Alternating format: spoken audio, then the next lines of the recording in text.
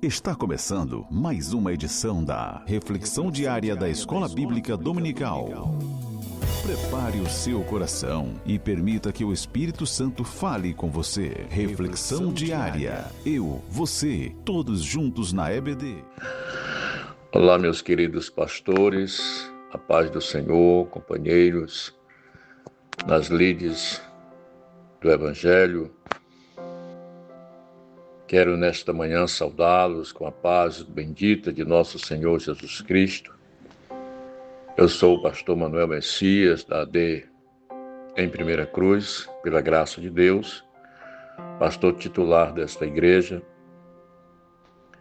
E quero saudar também o nosso ilustre pastor Francisco Soares Raposo Filho, nosso presidente da CIADEMA, em nome de quem eu saúdo a todos os pastores, e saudar também o nosso querido pastor Rosivaldo Cardoso, coordenador da SEC, da Secretaria de Educação Cristã, da Assembleia de Deus no Maranhão. Em nome de quem eu saúdo a todos os professores de escola dominical, a todos os coordenadores, a todos que amam a Escola Bíblica Dominical. Neste final de semana estaremos estudando a quarta lição, dia 26 de julho de 2026. O assunto da nossa lição, o Espírito que nos guia para além das fronteiras. O textuário da nossa lição diz: de sorte que as igrejas eram confirmadas na fé e cada dia cresciam em número. Atos 16, versículo 5. Verdade prática: o Espírito Santo não apenas guia o cristão em seus passos, mas também o impede de avançar quando isso não está em acordo com a vontade de Deus. Nós vemos aqui, através dessa leitura bíblica,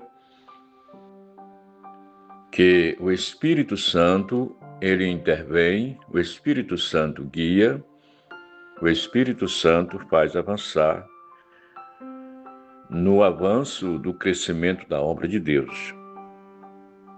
A leitura diária que nós iremos meditar neste dia é Atos dos Apóstolos, capítulo de número 16, versículo 30 e 31.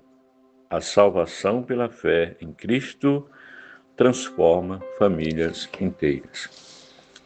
Quando nós olhamos para a palavra de Deus, ao meditar na Bíblia Sagrada, nós vemos o agir do Espírito de Deus na vida do carcereiro.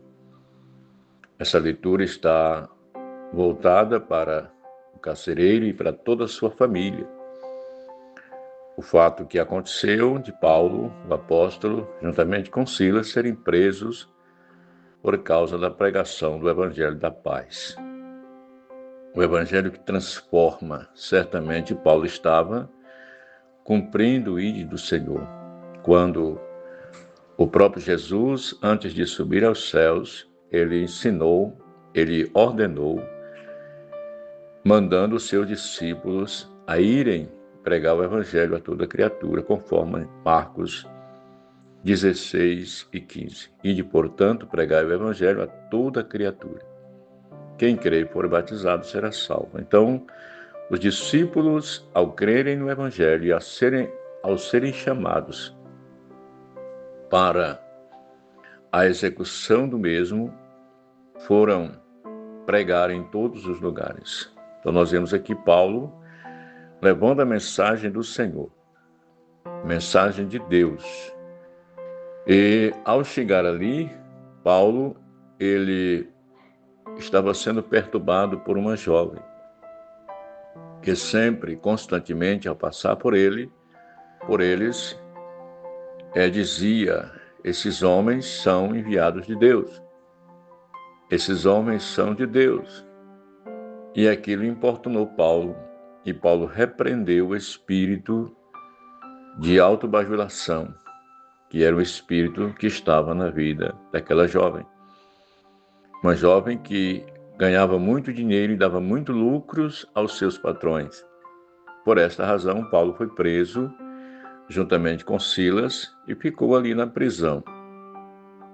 O capítulo de número 16 de Atos, verso 30 e 31 diz: E tirando-os para fora, disse: Senhores, que é necessário que eu faça para me salvar? E eles disseram: Crê no Senhor Jesus Cristo e serás salvo tu e a tua casa.